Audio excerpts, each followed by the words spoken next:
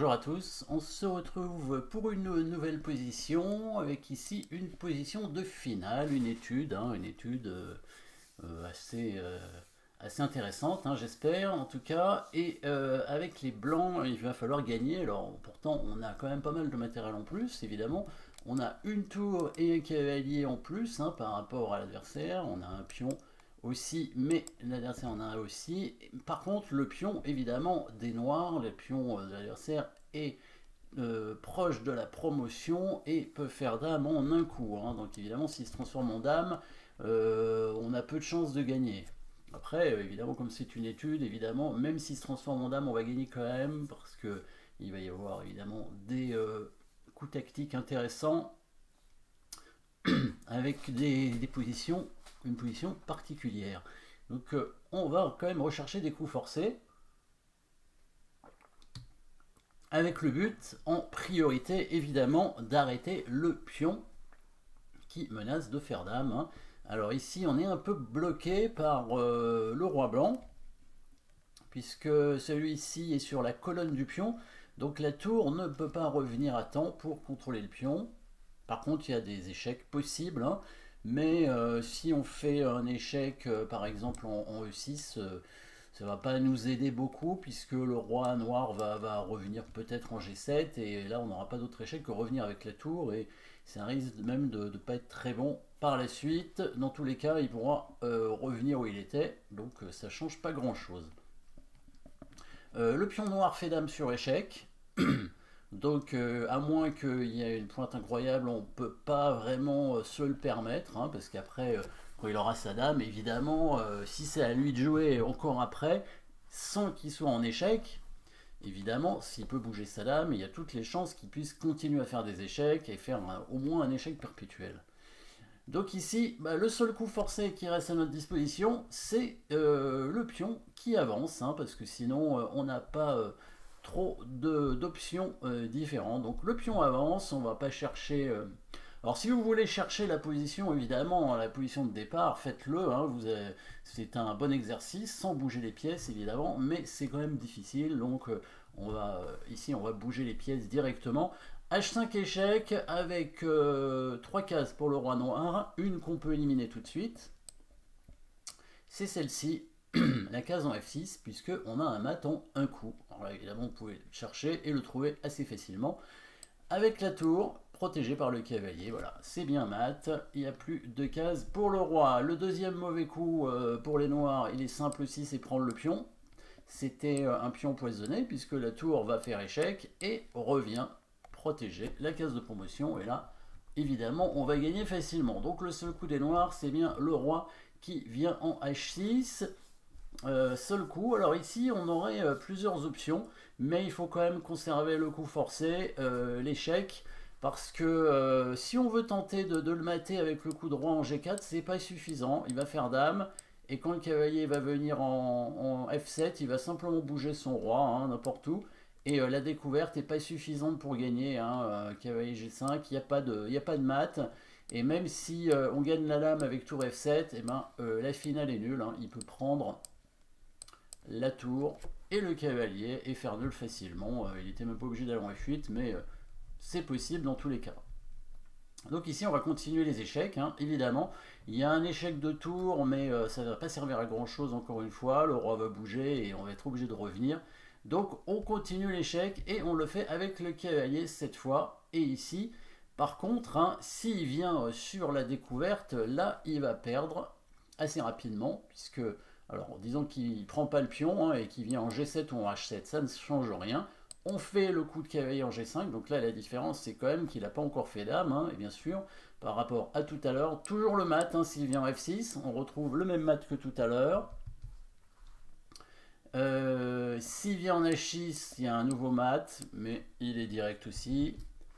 S'il vient en F8, évidemment on peut faire échec avec la tour, ensuite il n'y a plus qu'à bouger le roi, et on contrôle le pion, donc on va prendre son pion, et évidemment on gagnera facilement. Et s'il vient en G8 ou en H8, on fait un échec de tour.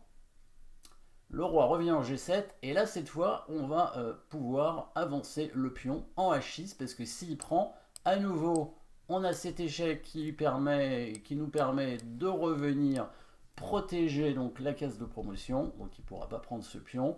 Et s'il va ailleurs, donc s'il va en F6, il y a la tour qui arrive en F8, hein, toujours la même chose. Et s'il va en G6, là il y a un petit coup à trouver qui est sympathique, qui permet de gagner bien sûr. Donc pas l'échec en G8 avec la tour, parce que le roi va se cacher, il va se mettre derrière le pion, et là il n'y a plus d'échec, et le pion fait dame sur échec. Hein. Donc ici, comme je disais, bah, la dame noire va pouvoir faire des échecs perpétuels, très certainement, et même peut-être, bon, si les noirs arrivent à prendre ce pion, ils vont faire nul de toute façon assez facilement. Ici, il y a un bon coup à trouver, vous pouvez essayer de le chercher, c'est pas un échec, c'est une menace de mat. Elle ne sera pas imparable, mais ça permettra de gagner la partie, puisque les noirs seront obligés de redonner leur dame. Hein. Vous allez trouver peut-être la menace de mat ici pour les blancs. Menace de mat en un coup. Hein, on regarde bien la position. Le roi noir n'a que 3 cases dans cette position, mais c'est surtout cette case en H5, bien sûr, qu'il va falloir contrôler. Et la seule façon de la contrôler, c'est de déplacer le roi en G4. Voilà, avec donc du coup la menace de mat. Tour E6, c'est bien une menace de mat. Et donc les noirs peuvent faire promotion dame et couvrir l'échec. Mais la finale est perdue. Alors attention à ne pas pousser le pion ici trop vite. Hein, surtout pas. Parce que sinon c'est nul. Le cavalier sera bloqué, la défense du pion. Voilà, le roi blanc va venir bloquer l'arrivée du roi noir en G6, très important dans cette finale. Voilà, et là le roi noir va être obligé de reculer et le pion va faire dame. Hein. Donc là le carré, hein, le carré du pion, il est ici. Et le roi noir est en zugzwang. Hein. Il est obligé de jouer un coup, et au prochain coup le pion pourra s'avancer tranquillement.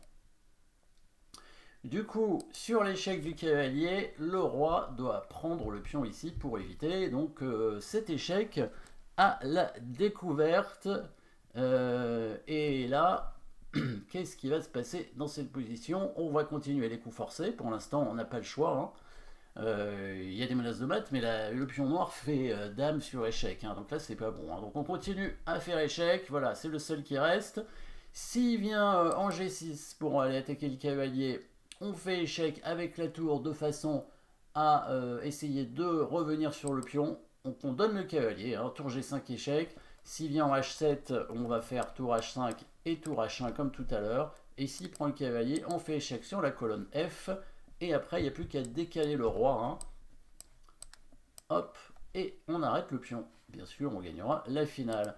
Donc tour E5 échec, il est obligé d'aller en H4. Comme ça, il n'y a plus d'échec. Voilà. Il n'y a plus d'échecs ici avec les blancs, enfin il y en a, mais avec la tour, on sacrifie la tour, évidemment, c'est pas bon.